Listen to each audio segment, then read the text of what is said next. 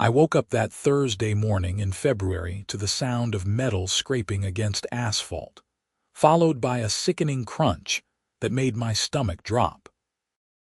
I shot out of bed and rushed to the window of my townhouse in Maple Ridge, Colorado, just in time to see a massive plow truck backing away from my brand new Ford F-250, leaving the entire driver's side crumpled like a tin can. The truck didn't even stop. It just continued down the street, clearing snow as if nothing had happened. My name is Xander, and I'm 34 years old.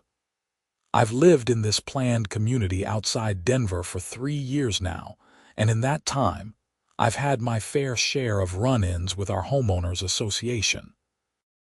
But this was different.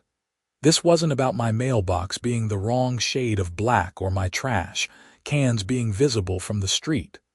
This was property damage, and it was substantial.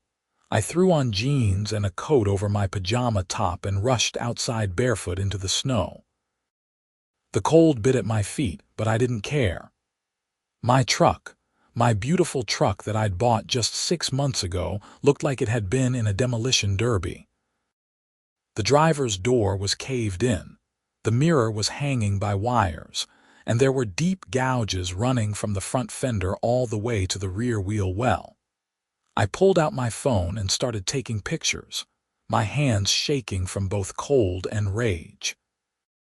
The sun was just starting to come up, casting everything in that pale pink light that would have been beautiful if I wasn't so furious. I could see the plow truck at the end of the street, making its turn around the cul-de-sac. My neighbor, Tom, came out of his house with a coffee mug in his hand.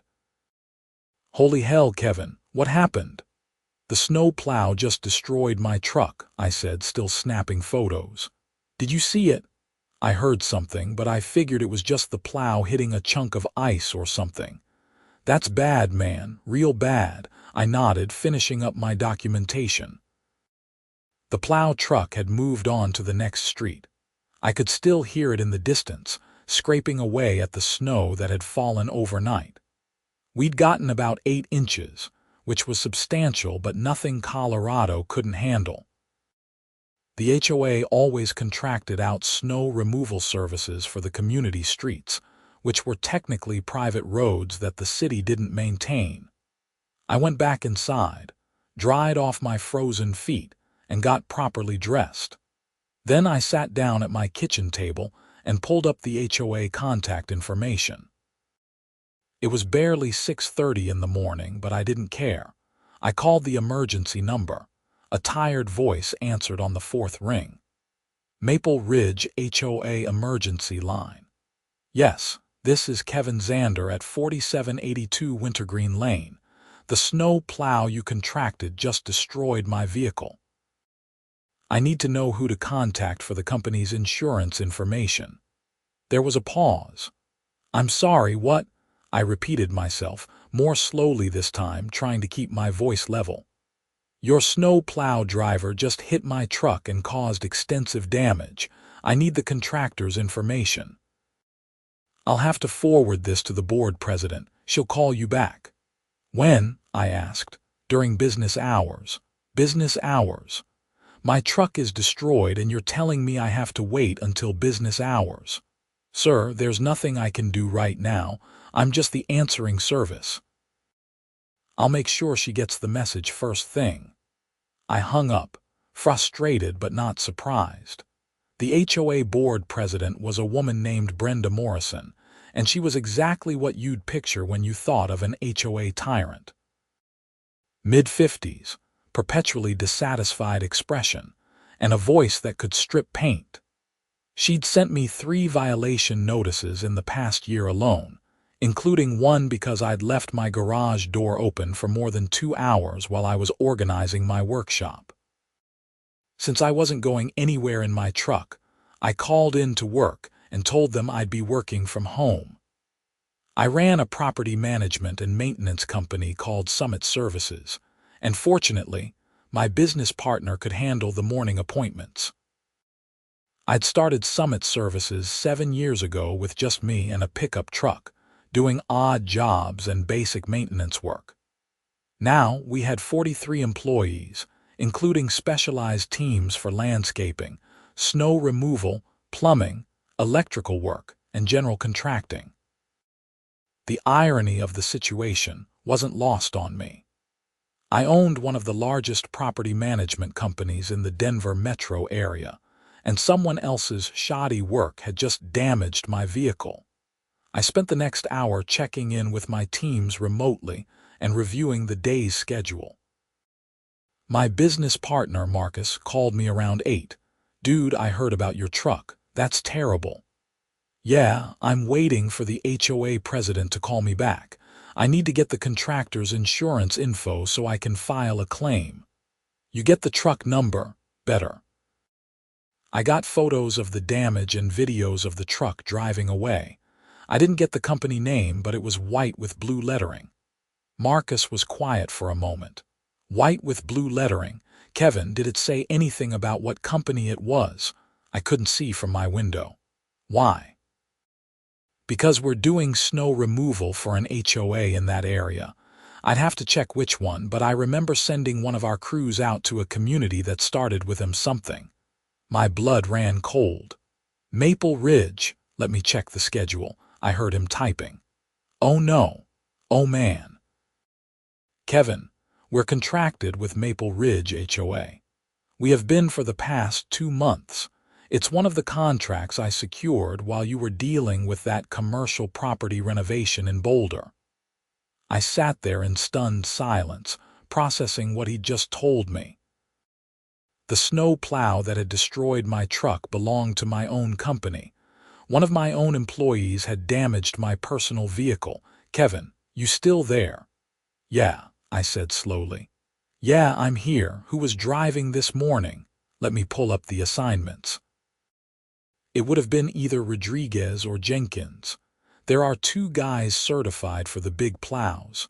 Find out which one and get them on the phone. I want to know exactly what happened. On it. I'll call you back. I hung up and stared at my phone, trying to wrap my head around the situation. On one hand, at least I knew the damage would be covered because our company had excellent insurance. On the other hand, one of my employees had caused significant damage and apparently didn't even realize it or didn't bother to report it. My phone rang. It was a local number I didn't recognize. "Kevin Xander," I answered. "Mr. Xander, this is Brenda Morrison, president of the Maple Ridge HOA board. I received a message that you're claiming our snow removal contractor damaged your vehicle. Claiming. I didn't like that word choice." "Yes, that's correct. The plow struck my truck this morning around 6:15. I have extensive photo and video documentation." "I see. Well, I'll need to review your evidence and speak with the contractor before we can determine what happened. These things are often not as clear-cut as homeowners believe." I felt my jaw tighten. There's nothing unclear about it. My truck was parked legally on the street and the plow hit it. The damage is severe. "Was your vehicle parked properly within the designated parking area?" she asked, her tone suggesting she already thought the answer was no. "Yes. It was exactly where I always park it, well within the lines of the guest parking space in front of my unit." "Well, I'll have to verify that. Per the HOA bylaws, homeowners are encouraged to park in their garages during snow events to facilitate removal." "Encouraged, not required," I shot back. "And my garage is full of my tools and equipment. I park in the guest space that's assigned to my unit. Nevertheless, I'll need to investigate. I'll be in touch." She hung up before I could respond. I sat there fuming, staring at my phone. The audacity of this woman to suggest that somehow this was my fault was infuriating. Marcus called back. "Okay, so it was Rodriguez. I got him on the line and he feels terrible. He said he was backing up to make another pass and heard something, but he thought he'd just hit a chunk of ice. He didn't realize he'd made contact with a vehicle." "How do you not realize you hit a parked truck, Marcus?" I know. He said visibility was bad with the snow and he was focused on the clearing pattern. He's been beating himself up since I told him. He wants to apologize to you personally. I took a deep breath. Rodriguez was a good guy, one of our most reliable workers. He'd been with us for 3 years and had never had an incident before. Tell him we'll talk later. Right now, I need to figure out how to handle this with the HOA. Apparently, Brenda Morrison is going to investigate whether I was parked legally, as if that somehow justifies a plow destroying my truck. That woman is a piece of work. We've had issues with her before. She calls at least once a week with complaints about something. Last week, she said we left tire tracks in the snow and they were unsightly. You're kidding. I wish I was. She actually wanted us to come back and smooth them out. Did you? Hell no. I told her that's not how snow removal works. She threatened to report us for not fulfilling our contract. This was getting better and better. I had an HOA president who was difficult to work with. My own company had damaged my vehicle. And now I had to figure out how to navigate this situation without it turning into a complete disaster. All right, here's what we're going to do, I said, shifting into problem-solving mode. We're going to handle this completely by the book, file an incident report with our insurance company, get Rodriguez's statement in writing, document everything. And I'm going to deal with the HOA as a homeowner, not as the owner of the contracting company. You're not going to tell them, not yet. I want to see how they handle this first, call it a test of their integrity. Your call, boss. I'll get the paperwork started. We hung up, and I spent the rest of the morning documenting everything. I filed a claim with my auto insurance, sent them all my photos and videos, and got an estimate from a body shop. The damage was going to cost about $12,000 to repair. The truck wasn't totaled, but it was close.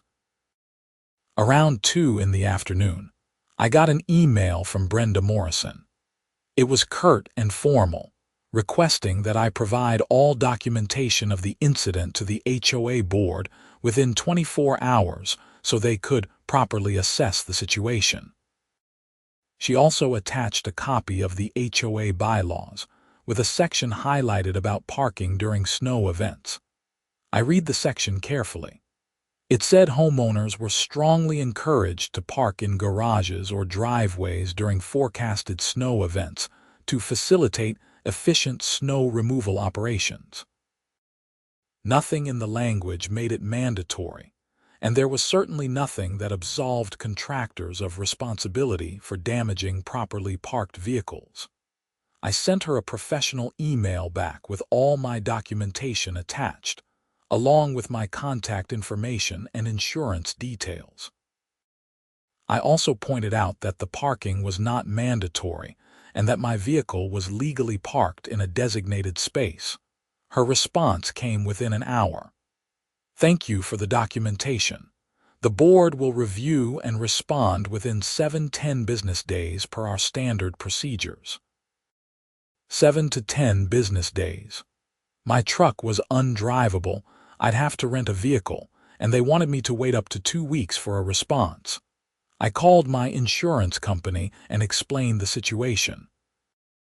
The adjuster was sympathetic, but explained that since it was a contractor hired by the HOA, I'd need to go through the contractor's insurance.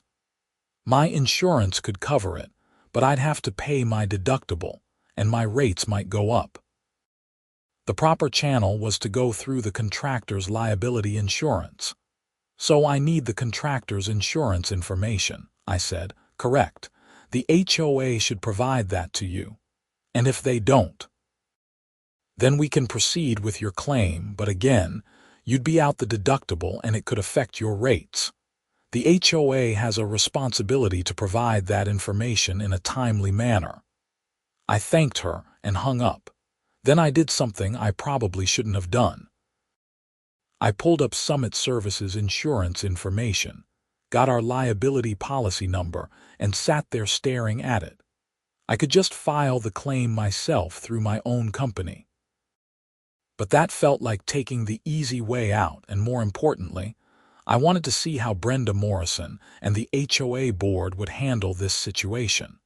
Over the next few days, I rented a truck and went about my business. Marcus kept me updated on how things were going with the Maple Ridge contract. Apparently, Brenda had called twice to complain about minor issues, including the fact that we'd piled snow at the end of the cul-de-sac instead of hauling it away. "That's not in the contract," Marcus told me during one of our check-ins.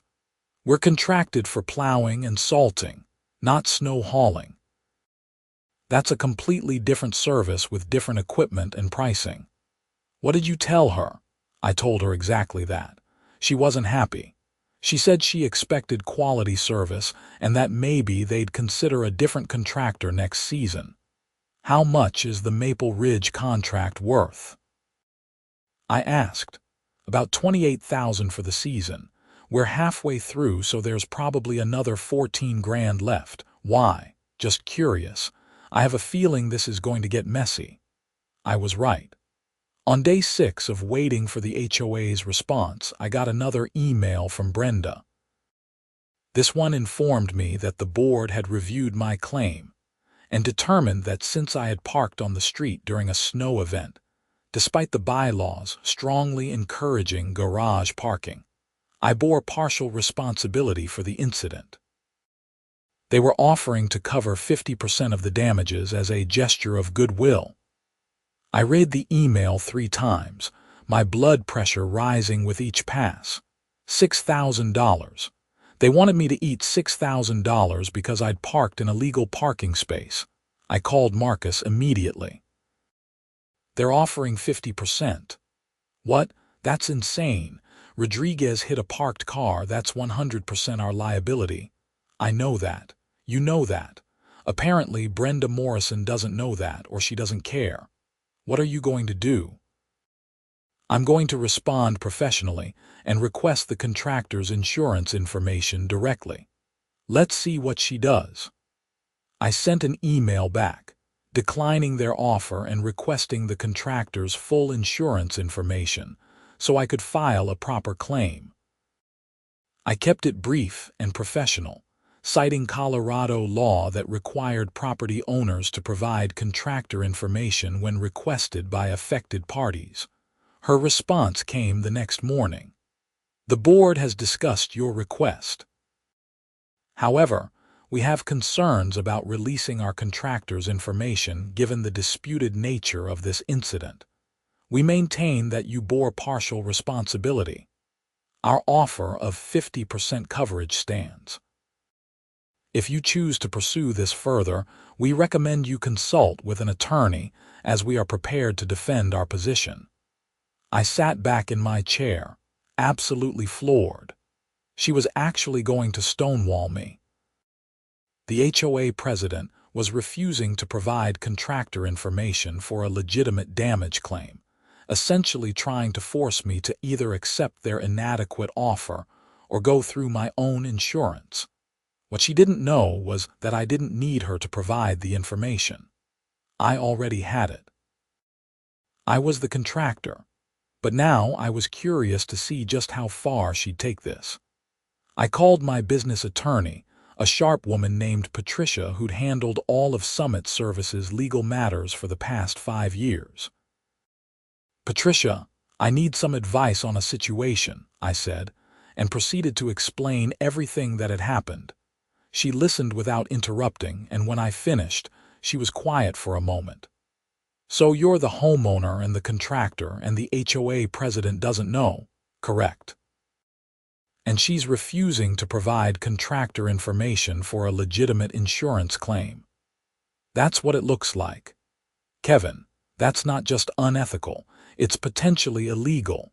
Under Colorado law, HOAs have a fiduciary duty to act in the best interests of homeowners.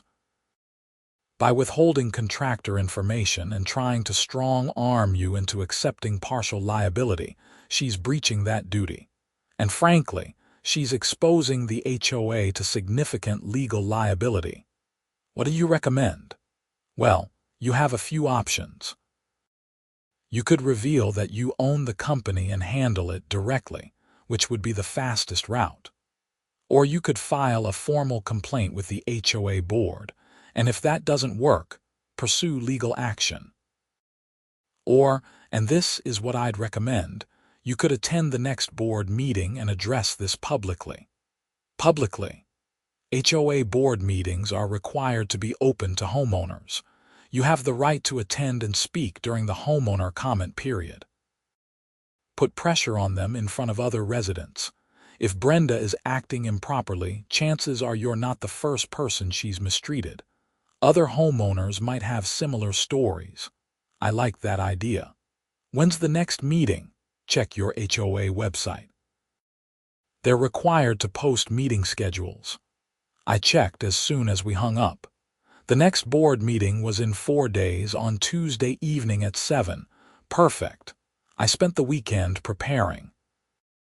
I printed out all my documentation, reviewed the HOA bylaws and Colorado HOA laws, and drafted a statement to read during the public comment period. I also did something else. I reached out to some of my neighbors through the community Facebook page, asking if anyone else had experienced issues with the HOA board. The responses I got were eye-opening. Dozens of homeowners replied, many with stories of unreasonable fines, selective enforcement of rules, and general heavy-handedness from Brenda and her board. One couple had been fined $500 because their lawn had brown patches during a drought when watering restrictions were in effect. Another homeowner had been threatened with legal action because their kid's basketball hoop was visible from the street, even though the bylaws didn't prohibit basketball hoops. The common thread in all these stories was Brenda.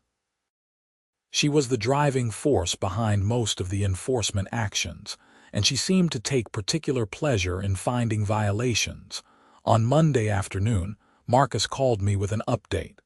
So Brenda called again today. She said she wants to meet to discuss the contract. What about it? She didn't say specifically, but she sounded unhappy. She wants me to come to the HOA office tomorrow at 3.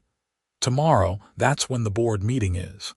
Yeah, at 7, right? Right. Take the meeting. I want to know what she's planning. Tuesday afternoon, Marcus called me from his car after meeting with Brenda. Okay, so that was interesting. She basically told me that the board is considering terminating our contract. On what grounds? She claims we're not meeting the standards outlined in the contract. She mentioned the snow piling issue, said there have been complaints about noise in the early morning hours, and then she brought up the incident with your truck. What did she say about it? She said that our driver damaged a resident's vehicle and that it reflected poorly on our professionalism. She said the board is discussing whether to continue with our services or find a new contractor.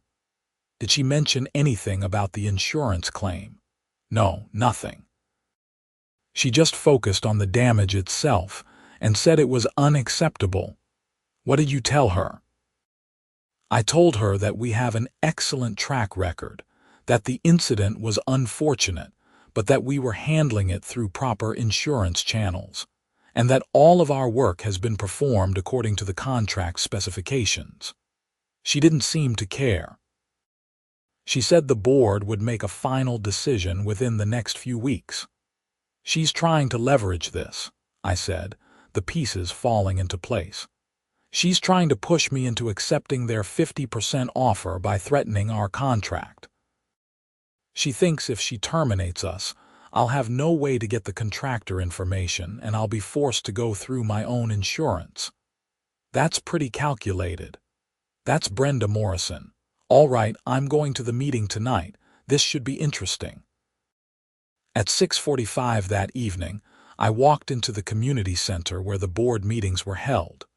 About 30 other homeowners were already there, which was apparently a large turnout. Usually, these meetings only drew a handful of people. Brenda was at the head table with 4 other board members.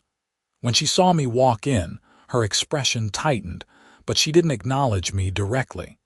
The meeting started promptly at 7.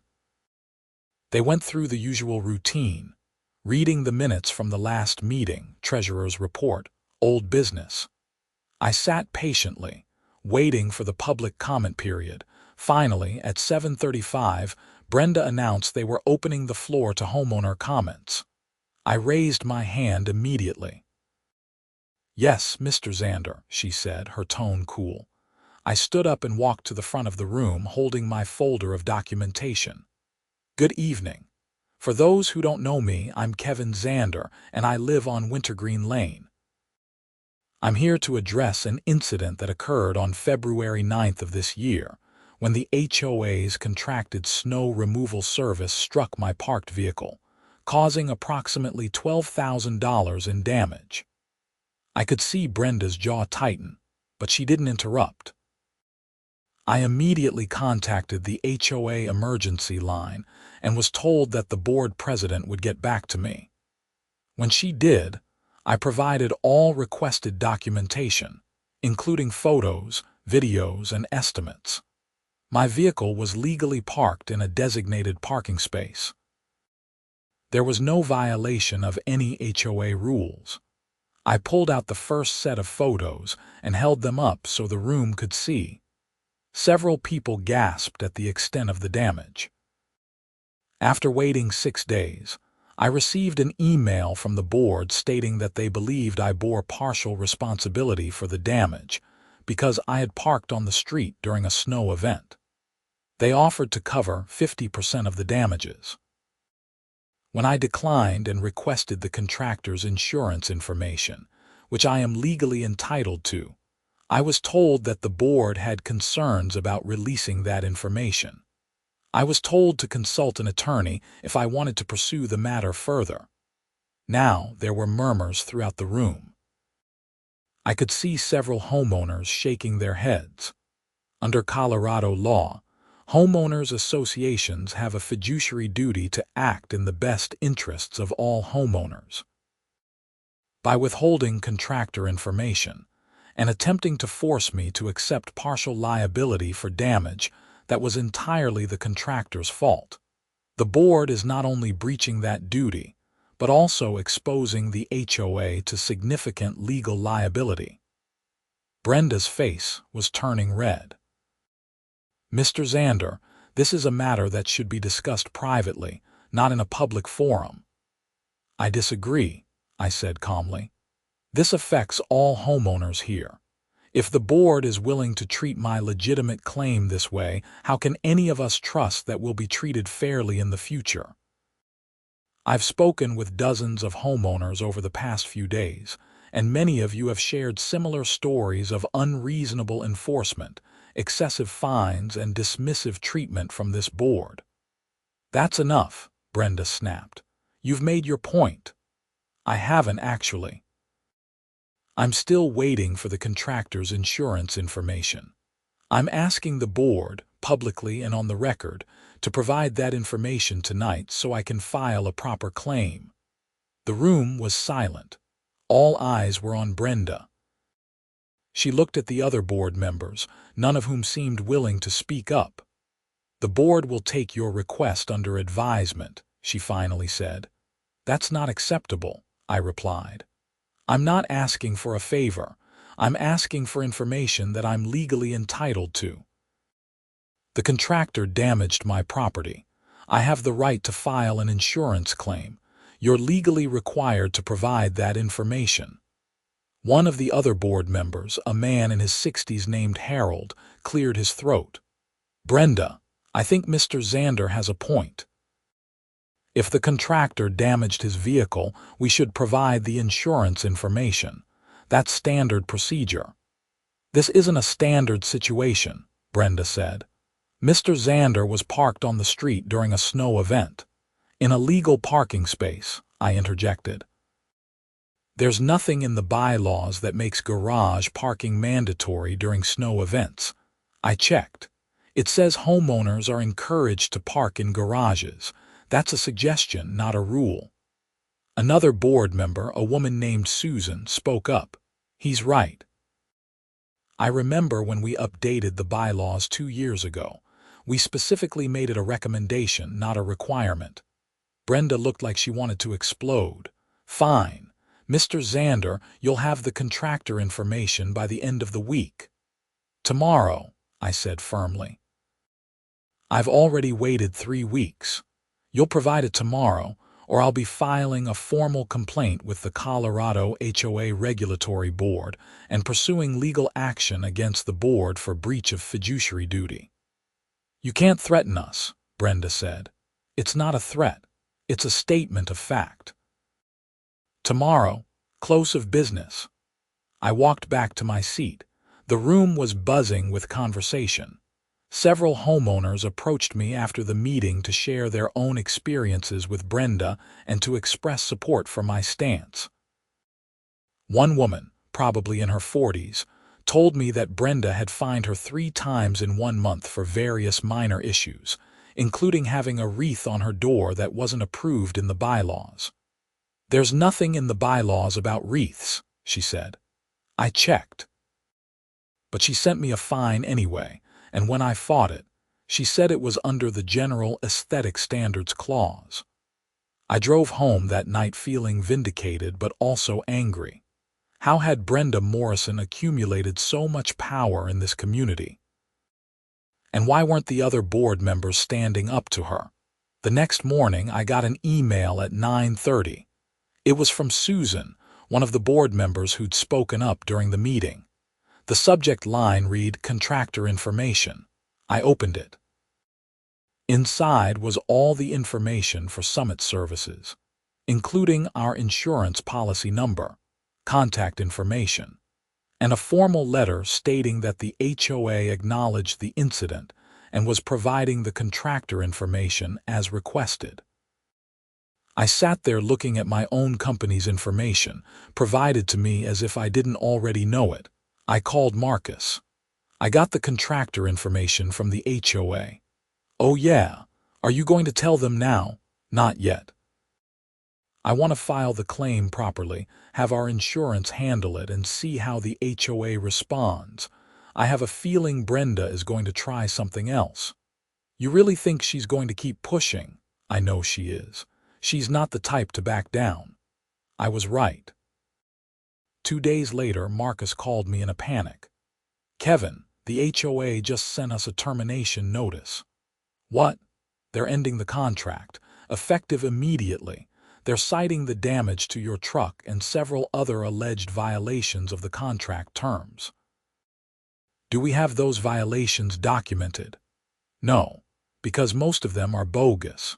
She's claiming we didn't salt properly after the last snow, but we have time-stamped photos showing that we did.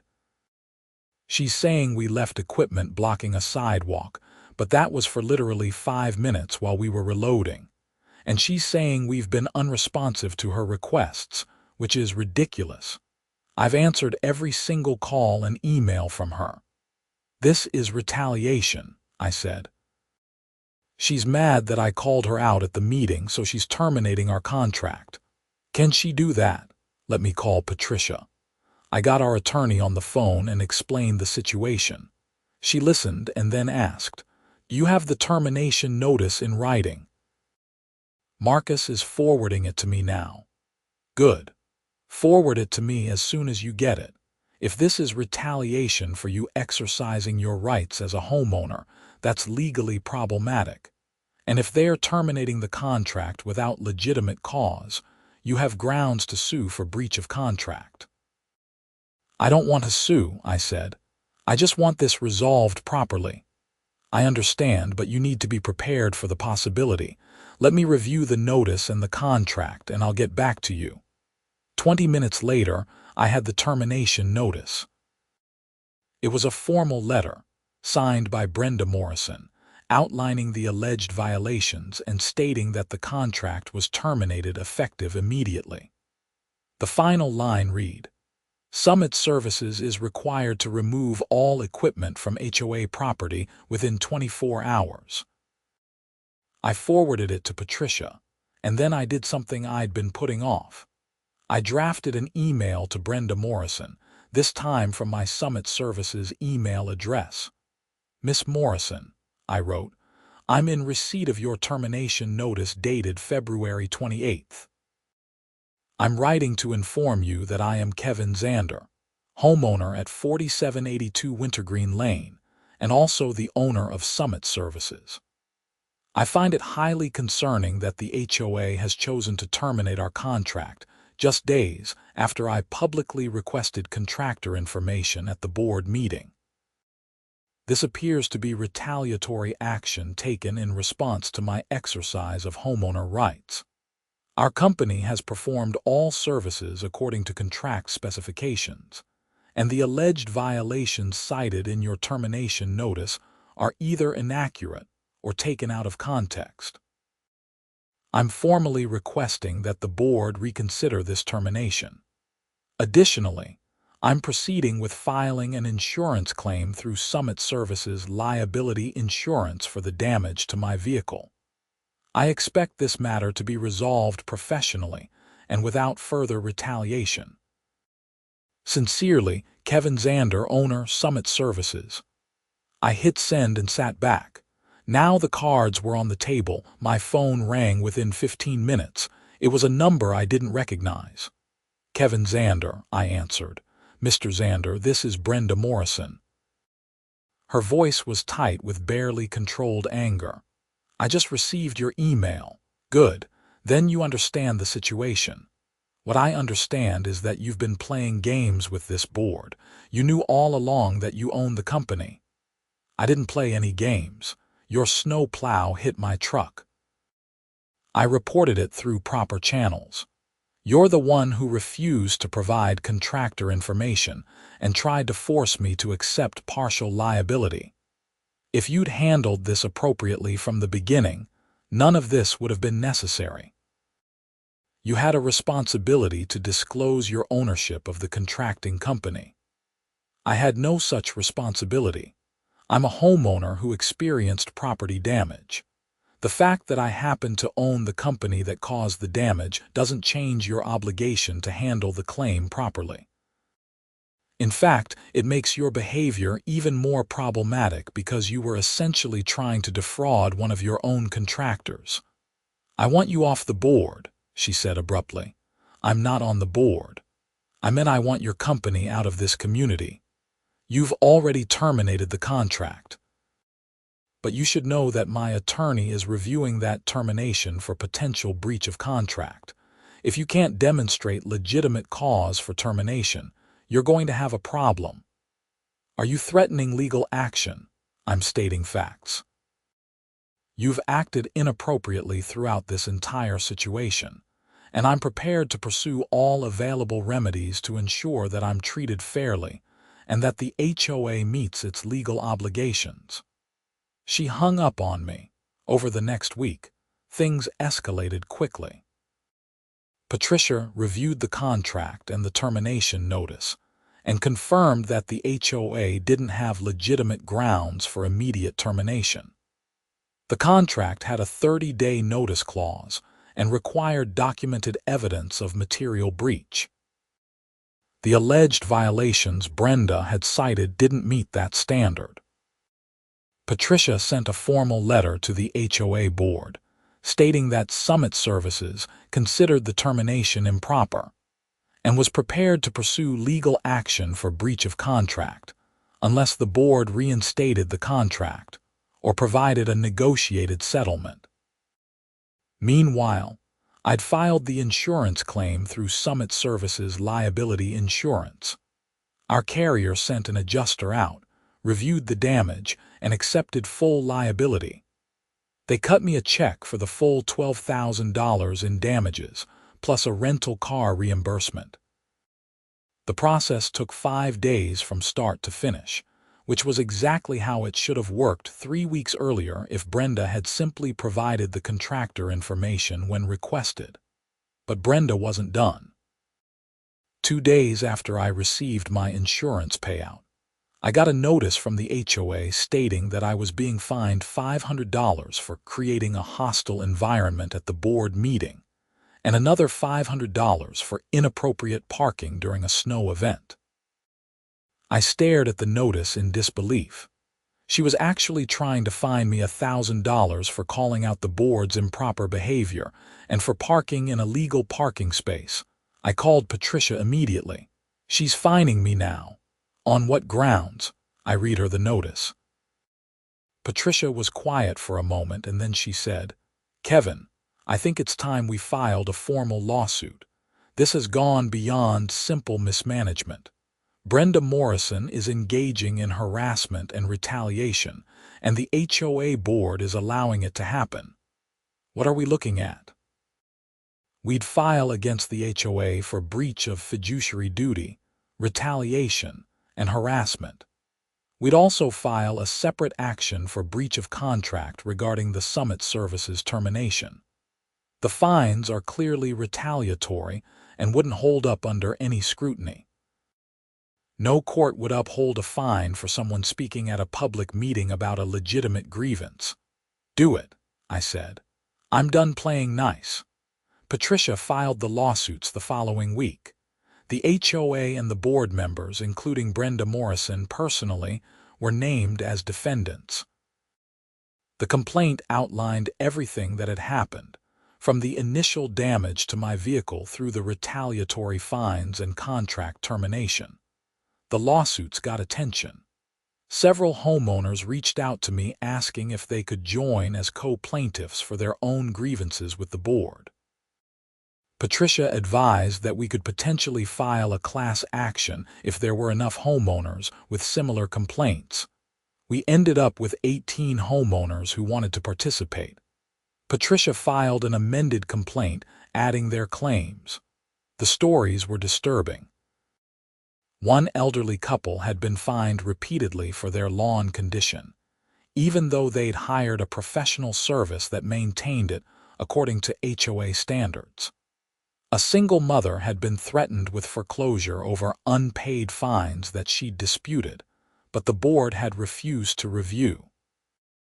A retired veteran had been told his American flag violated the aesthetic standards, which was actually illegal under federal law.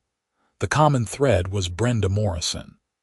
She was behind virtually every excessive fine, every arbitrary enforcement action, every instance of selective rule application. The case moved forward quickly. The HOA's attorney tried to get the lawsuit dismissed, but the judge denied the motion.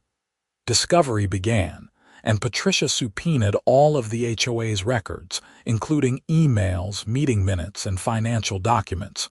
What we found was stunning. Brenda had been using HOA funds for personal expenses, including charging dinners and spa treatments to the HOA credit card. She'd approved contracts with companies owned by her relatives without proper bidding processes.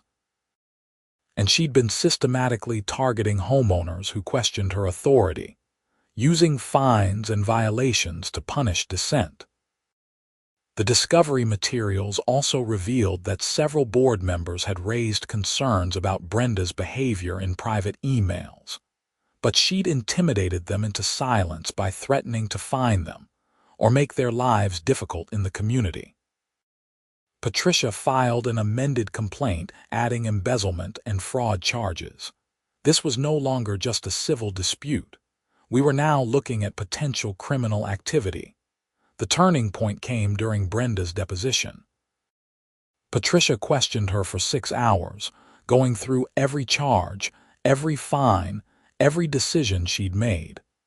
Brenda was defensive and evasive, but she couldn't explain away the documentation. When Patricia asked about the personal charges on the HOA credit card, Brenda claimed they were legitimate business expenses.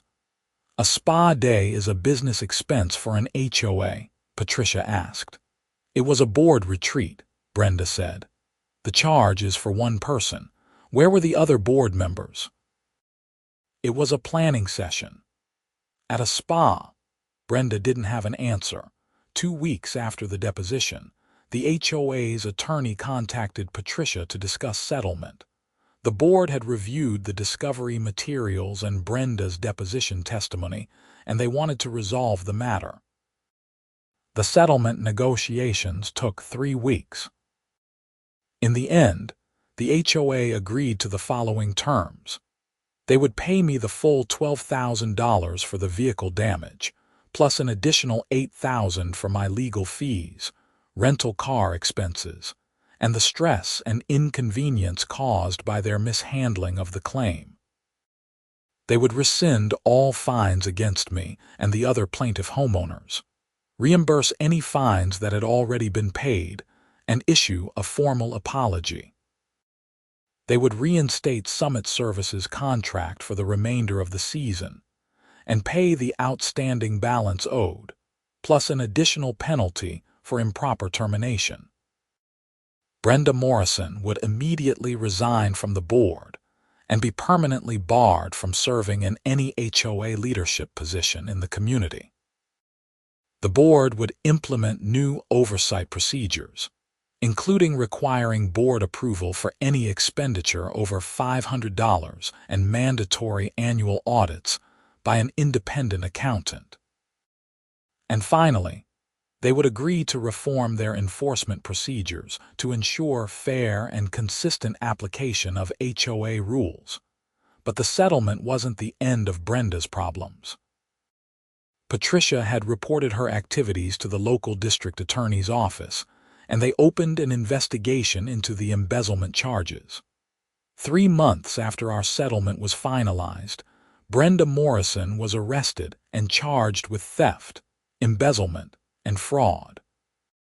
I wasn't involved in the criminal case, but I followed it through the local news. The DA's office uncovered even more financial irregularities than we'd found in our civil discovery. Brenda had been stealing from the HOA for at least 3 years, to the tune of over $90,000. She'd been using the money to fund a gambling habit, taking regular trips to casinos in Black Hawk and Central City. The trial lasted 2 weeks. I attended the sentencing hearing, along with several other homeowners from Maple Ridge. The judge was not sympathetic. Brenda Morrison was sentenced to 4 years in prison and ordered to pay full restitution to the HOA.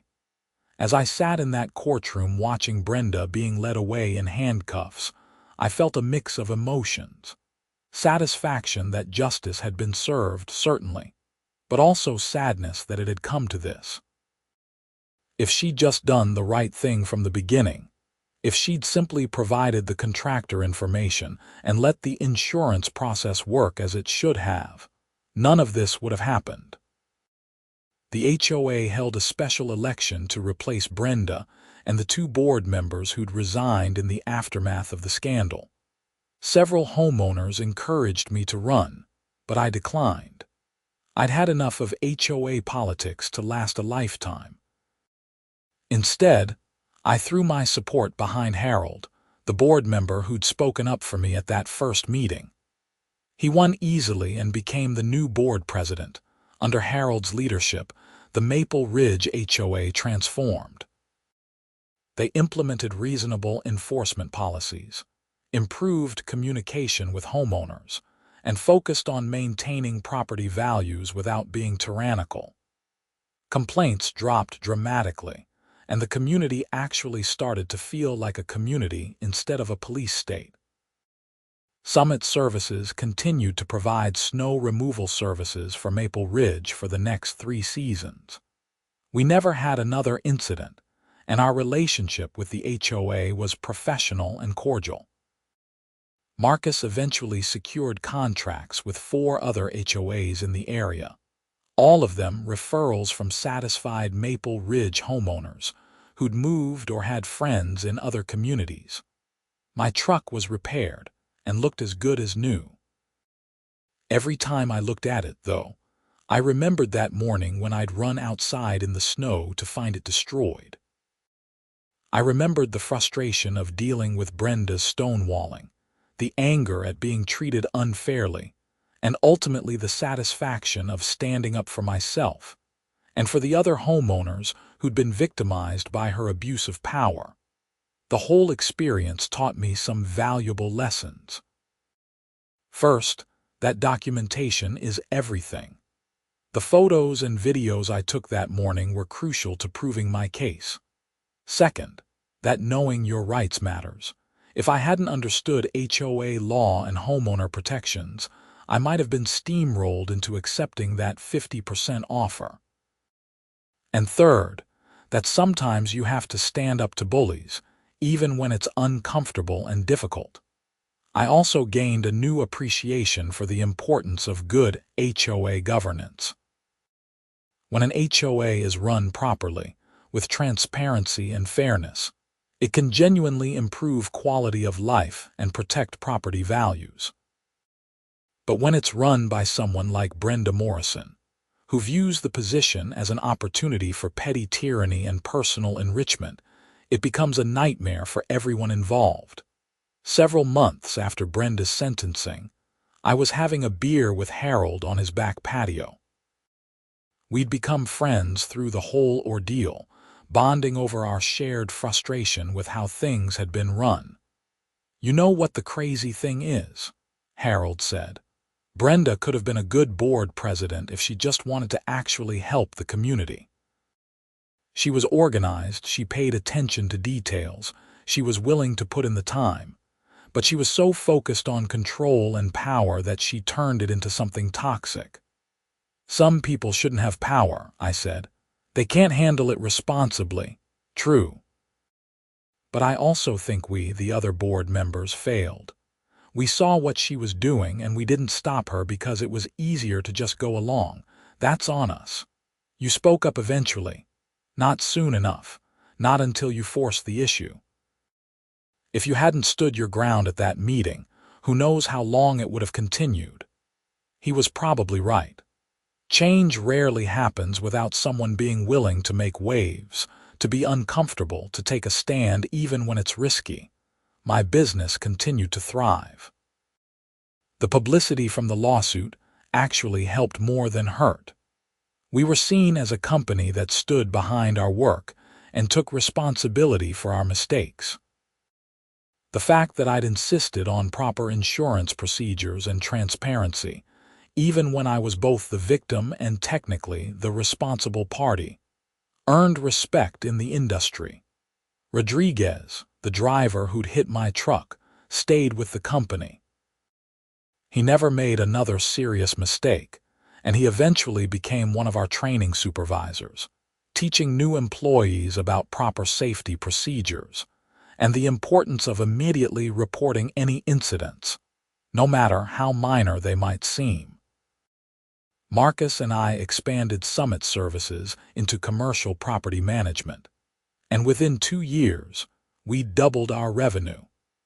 We hired a full-time compliance officer to make sure we were always following proper procedures and maintaining excellent insurance coverage. I never wanted to be in a situation where a client or a victim of an accident had trouble getting a claim processed. Life in Maple Ridge improved dramatically under Harold's leadership. The community became a genuinely pleasant place to live. People started attending board meetings not because they were afraid of being targeted, but because they wanted to be involved in community decisions. The Facebook group transformed from a complaint forum into a place where neighbors actually connected and helped each other out. One evening about a year after everything had settled, I was sitting in my garage, which I'd finally cleaned out enough to actually park my truck inside. My phone rang. It was a reporter from a local news station who wanted to do a story about HOA reform and accountability. Apparently, our case had inspired several other homeowners in the Denver area to challenge their own HOAs over improper conduct. I agreed to the interview, and the segment aired the following week. In it, I talked about the importance of homeowners knowing their rights, the need for HOA transparency and accountability, and the warning signs of HOA mismanagement. The story resonated with people. I got dozens of emails and calls from homeowners facing similar issues with their own associations. I couldn't help everyone, but I tried to provide guidance and resources where I could. I referred people to attorneys who specialized in HOA law, pointed them toward state regulatory agencies, and encouraged them to document everything and stand up for their rights.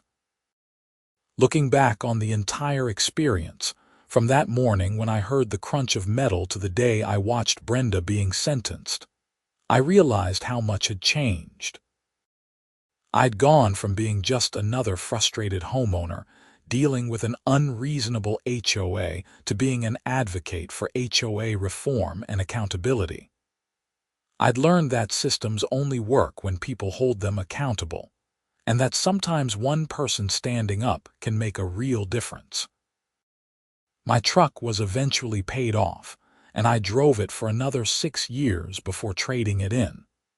Even though the repairs had been done perfectly, I could always see where the damage had been if I looked closely enough.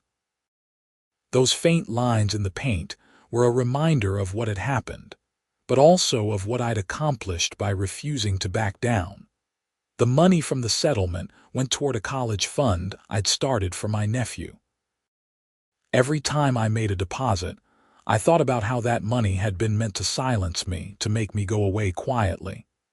Instead, it became something positive, an investment in the future. Summit Services continued to grow, and we eventually opened a second office in Colorado Springs.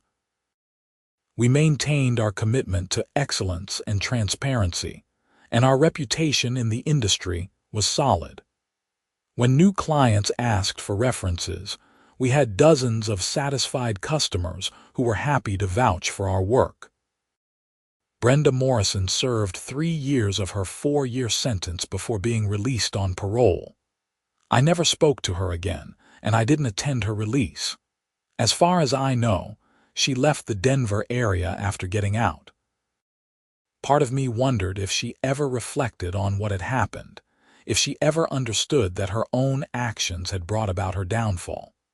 But mostly, I just hoped she'd learned something and wouldn't put another community through what she'd put Maple Ridge through. The Maple Ridge HOA thrived under new leadership. Property values in the community actually increased faster than surrounding areas because the reputation improved so dramatically. People wanted to live in a community with a reasonable, transparent HOA instead of a tyrannical one. Harold served as board president for 3 years before stepping down and passing the torch to Susan, the board member who'd first spoken up in support of providing me with the contractor information. She continued the reforms Harold had implemented and added some of her own, including quarterly town halls where homeowners could voice concerns and suggestions in an open forum. I eventually sold my townhouse in Maple Ridge, not because I was unhappy there, but because I'd met someone and we wanted to buy a house together. Olivia was a teacher at a local elementary school, and we'd met through mutual friends. She knew all about the HOA saga because it had become something of a local legend. On our second date, she'd asked me if I was the guy who'd taken down the corrupt HOA president, and I'd sheepishly admitted that yes, that was me. We bought a house in Littleton, in a neighborhood with a very minimal HOA that basically just maintained the entrance landscaping and organized an annual neighborhood barbecue. It was perfect. I'd had enough of heavily governed communities to last a lifetime. But I never forgot the lessons I'd learned. When friends or colleagues complained about their HOAs, I'd share my story and encourage them to stand up for their rights. I'd remind them that HOAs are supposed to serve the homeowners, not the other way around, and that boards have legal obligations they can't simply ignore. I also became more active in my business community, speaking at property management conferences about ethics, transparency, and the importance of proper insurance procedures.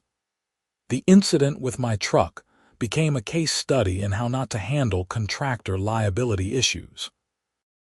Other property management companies learned from my experience, and hopefully, other homeowners were spared the frustration I'd gone through. Years later, I still occasionally got messages from people who'd heard about what happened. Some were homeowners facing their own HOA battles. Others were property managers or contractors dealing with difficult clients. I tried to respond to everyone, offering whatever advice or encouragement I could. The whole experience, as frustrating and stressful as it had been at the time, ultimately made me a better business owner, a better neighbor, and a more engaged citizen.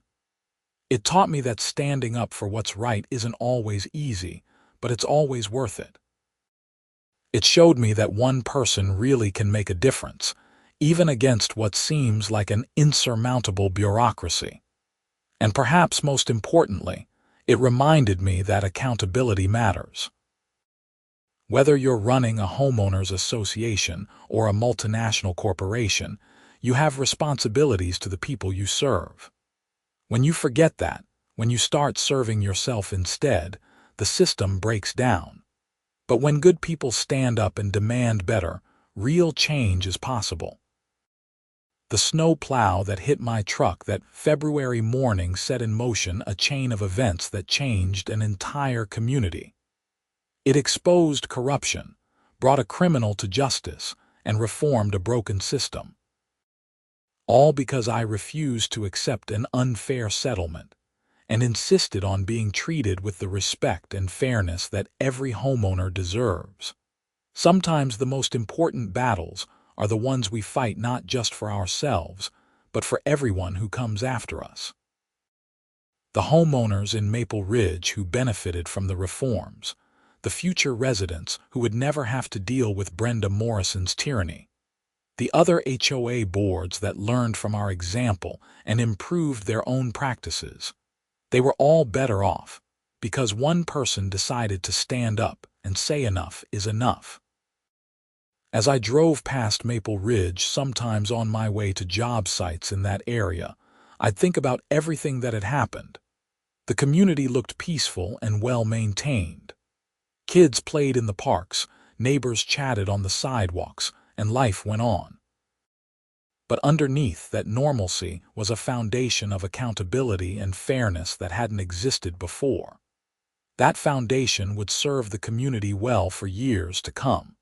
My truck had been the catalyst, but the real story was about something much bigger than property damage and insurance claims. It was about power and responsibility, about justice and accountability, about ordinary people standing up to make their communities better. And that's a story worth remembering.